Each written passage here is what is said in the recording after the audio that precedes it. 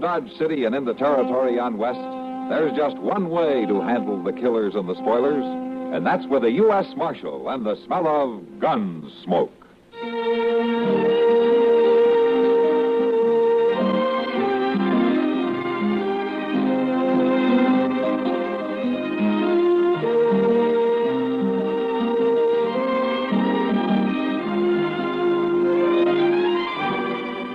Gunsmoke, starring William Conrad. The story of the violence that moved west with young America.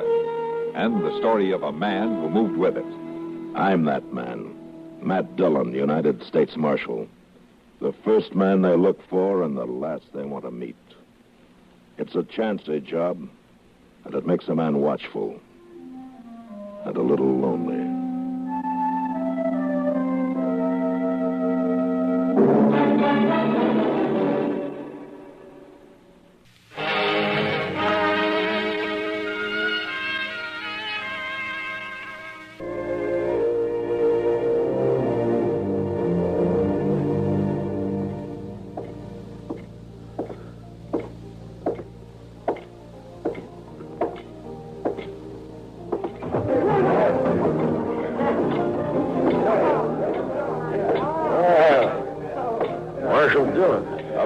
How's the cattle business? Oh, I shipped 1,000 head out on the train this morning. Guess I can afford to buy you a drink. Oh, thanks, but I hear Doc Adams has been looking all over for me. I better go find him. Well, he was in here a while ago talking to Kitty. And here she comes. Maybe she knows where he went. Matt? Oh, hello, Miss Bowers. Hello, Kitty. Doc had to leave, Matt. They called him up to Smith's place on an emergency, but he asked me to give you a message. Oh? You know Ed Thorpe and his wife? Yeah, sure I do. Sure. I got a little piece of land right on the south edge of my ranch. They're not doing very good, though. Oh, they sure aren't, according to Doc. He was out there last night, and he plans to go back for him today. To go back for him? Yeah, they have to be brought into town, Matt. They got spotted fever, both of them. Say, they got a little baby out there, too. Yeah, that's why Doc says somebody's got to fetch all three of them into Dodge where they can be taken care of. I'll find a wagon and go out after him tomorrow. We couldn't get back tonight anyway. You want some help, Marshal? I got a whole parcel of cowboys who ain't earning their feed. Well, thanks, Bowers, but Chester and I can manage. He might need help. Now, what do you mean? Ed Thorpe. Sick as he may be, he'll get a gun and fight before he lets you carry him off that place. I know him. Well, then he can stay there, but I'm going to bring his wife and that child in. All right. You keep an eye on him. He can be a badly.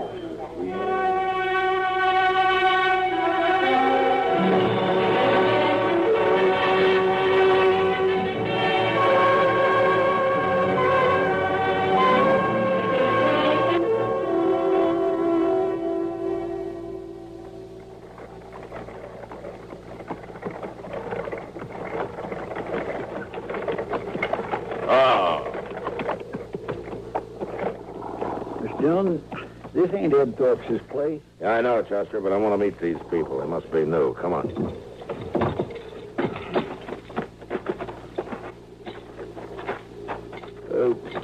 Still, how do you know they're new?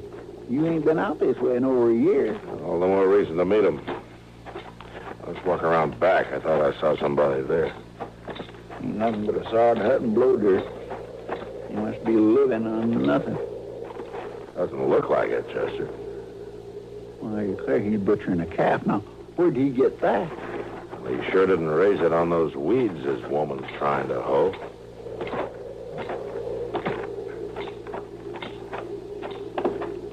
Hello. What are you men doing here? Well, I'm Marshal Dillon from Dodge. This is Chester Proudfoot. Is there something wrong, Marshal? No. Except your hat's going to get all bloody where you put it on this calf. You leave it be. Here, you'll get sunstroke without a hat. All right. So I was trying to cover up Emmett Bauer's brand. We're starving out here, Marshal. I had to kill that calf. You ain't gonna arrest my husband, are you, Marshal? No, ma'am. Not unless Emmett Bowers complains. Joe had to do it, Marshal. We just can't go on without something to eat. Look over there where I've been hoeing. I couldn't plant enough seed for hardly anything to come up. And we can't afford no more seed. Our credits run out in Dodge. The ground doesn't even look plowed. Well, I've done the best I could. It ain't easy. No, not for a woman. But we're on our way to Ed Thorpe's. I guess you know that they got spotted fever. I was there this morning. Ed Thorpe's dead. What? Died in the night, I guess. Well, you didn't tell me that, Joe. You mean you left Mrs. Thorpe alone with that baby? I ain't gonna chance catching no fever. But, Joe, the baby... My woman here's always worrying about babies. It's only 'cause she can't have none, I guess. She's like one of them there dry gourds. Don't, Joe. You're putting shame on me. Chester. Yes, sir. Come on, let's get out of here. Oh, Miss Nadler, Yes, Marshal. next time you're in Dodge, you come see me. I'll see that you get some seed.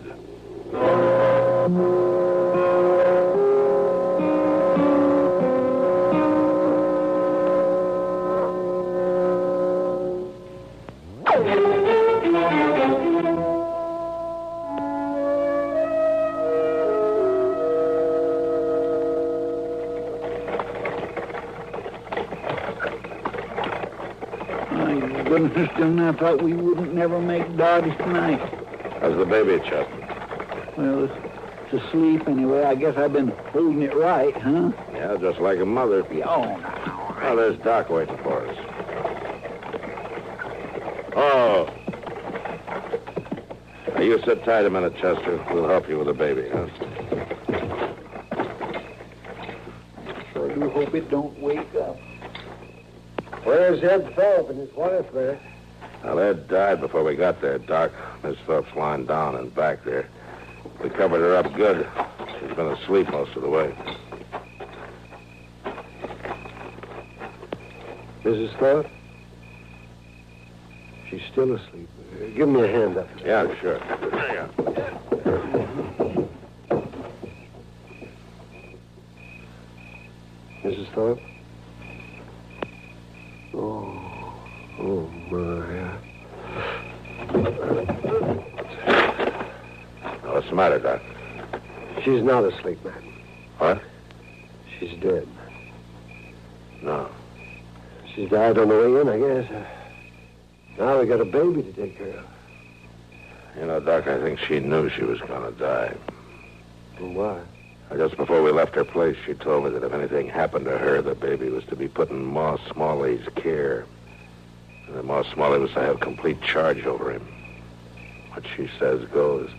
Well, Ma's a widow, and she's had kids herself. That was a good choice. Yeah. But she's too old to raise him herself, man. Yeah, we'll have to worry about that later, Doc. All right, now let's get busy.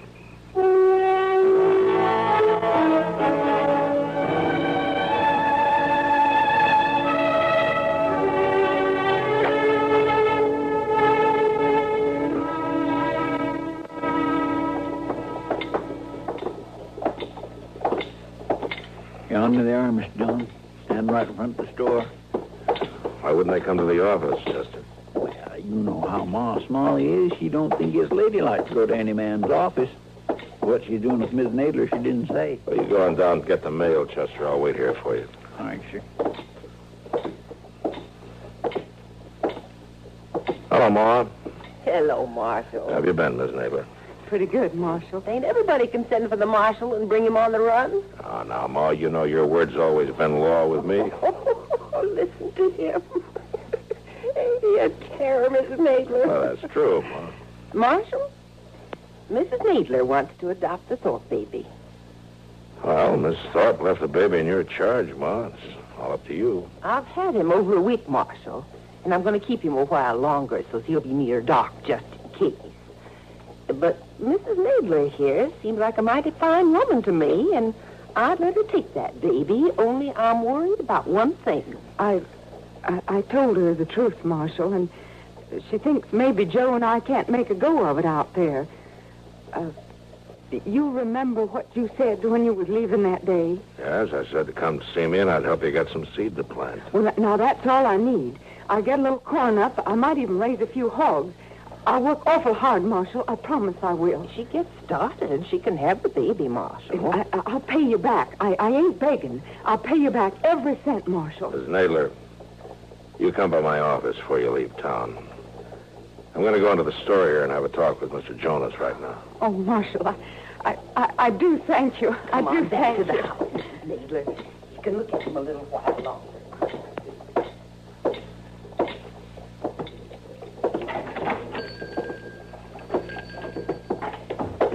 Hello, Marshal. Hello, Jonas. What can I tell you today? Well, I came to see you about Miss Nadler. You know her, don't you? Of course I do. Joe Nadler's out back in the stockroom right now. Oh, he is? Nadler, come in here. He's buying himself a new pair of boots, Marshal. Well, I thought their credit had run out. Oh, Nadler's doing better now. He started bringing meat into Delmonico's and a couple other eating places. Paid up part of his bill already. Ain't you, Nadler? I don't know as I like you talking about my private affairs, Jonas. No harm. It's only Marshal Dillon. Hello, Nadler. Those are good-looking boots. Well, they ought to be. Them's the best I stock. Them are $20 boots. $20, huh? Now, that'd buy a whole wagon load of seed, Nadler.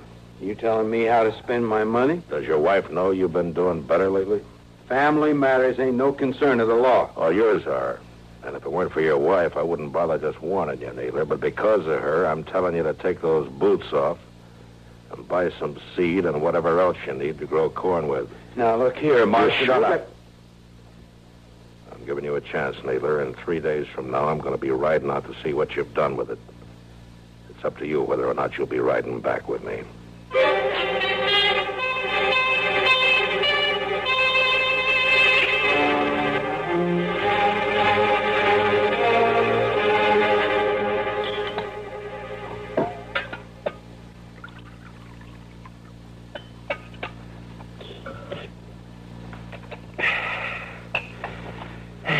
Well, today is Thursday, Mr. Dillon. And we're going to ride out the Nadlers? Well, we can wait another day, Chester. You know something? I don't think you want to go tall. Yeah, you're right. I don't. Marshal, Chester. Oh, Mr. Bowers. How about it? I was just up at Delmonico's, Marshal. Had myself a feed. Oh, good. How was it? It was fine. Till I went out back and got a talking with the cook. No? Marshal, I reckon any man's got a right to complain when he goes to a restaurant and finds himself eating his own beef. Yeah, well, I know about that, Bowers. You do. And why ain't you done nothing about it? Oh, because of Ms. Nadler, I guess. Look, Marshal, I'm a rich man. I don't mind a nester slaughtering one of my calves when he's starving, but nobody is going to start selling my beef. I'll kill him. He keeps that up. I'll handle it, Bowers. I admire that woman of his, Marshal, but letting him get by with rustling ain't going to help her. Oh, by the way, Ma Smalley brought some pies down to the kitchen while I was there. She's waiting outside here. She wants to talk to you. She'll be right out.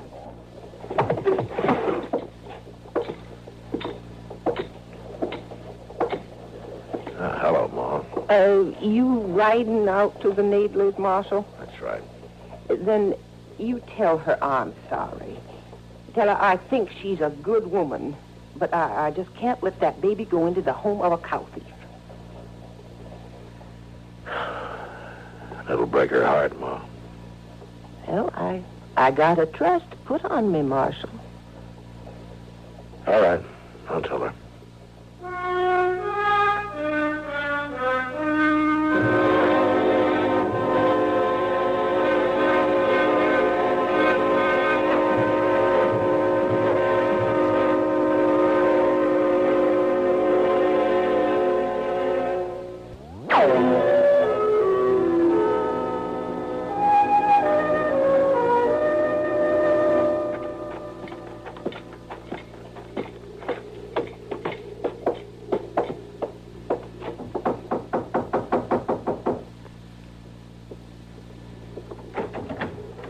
Hello, Miss Nadler.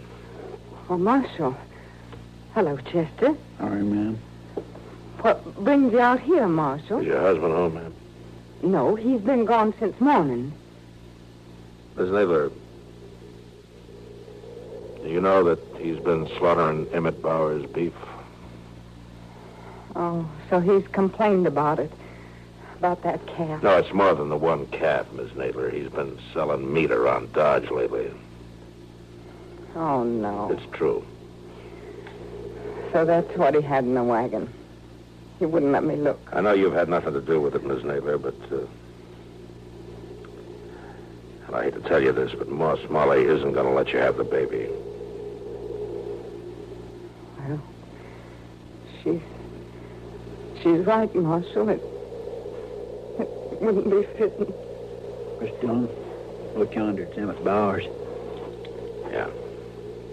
I'll be back, Miss Nadler. I'll go talk to him. All right. Come on, Chester. Them other two must be riders of his. Yeah.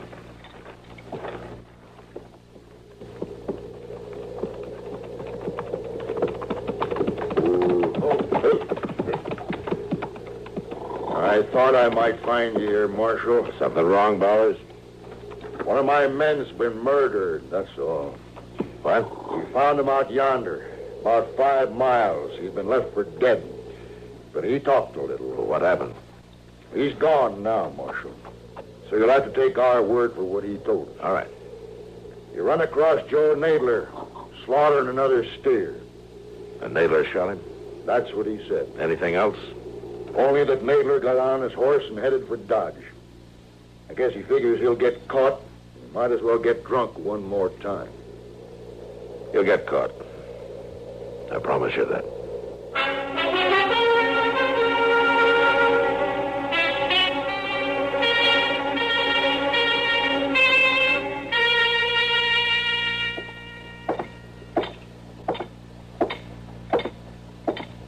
Miss Dillon?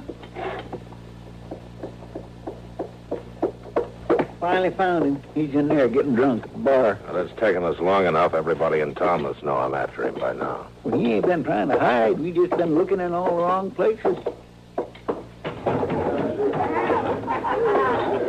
See him? Yeah, I see him. Stop there, Marshal. Don't you come no closer. Put that gun away, Nadler. I saw Chester. I knew you'd be in here next. Why, Nadler? Why would I be after you? You don't fool me. You know all about it. You admit killing that rider? I knew when I shot him I couldn't get by with it. My horse's tracks were all over the place. Oh, don't make it any worse than it is. I told you not to come any closer. Put your gun on the bar, Nadler. You watch what I'm going to do with it. No, Nadler, don't. Why not? Hit you, didn't I? Now I'm going to kill you. I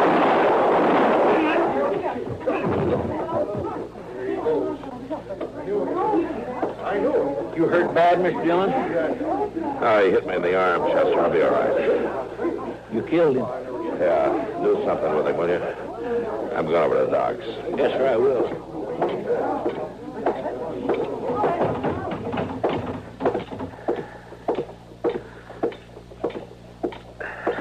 Master Dillon? What? Oh, you've been hurt. It's not bad, Ma. What about Joe Nadler? He's dead. Well, I figured he would be. I heard you was looking for him. That's why I followed you down here. Well, my arm's bleeding some, Ma. I better get on over to docks. You'll hear me out first, Marshal. Yeah, of course, Ma. Go ahead. You'll be the one to tell Mrs. Nadler about him, won't you? I guess so. Take a wagon with you, Marshal. What? A woman can't live out there alone. I got an extra room at my house if she'll help with the work. Well, what about the baby? It'll be her baby, Marshal. And tell her I won't interfere none. Yeah, I sure will, Ma. I'll tell her all that. I'll go out the first thing in the morning. You won't go nowhere. You stand here gabbing all night. Why, that arm's bleeding, Marshal. You ought to go get it fixed, you hear? Yeah, you're right, Ma. But then you pretty often are.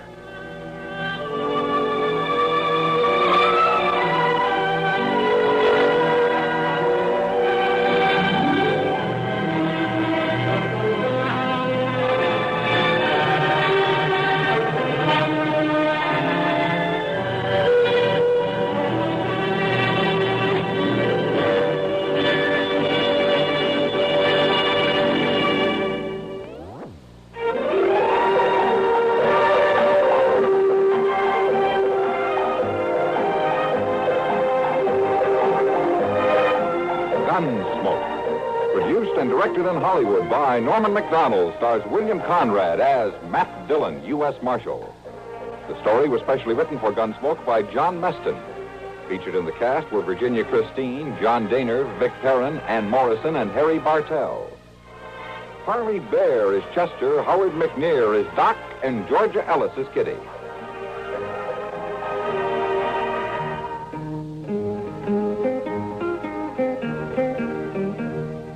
This is George Walsh inviting you to join us again next week when CBS Radio presents another story on Gunsmoke.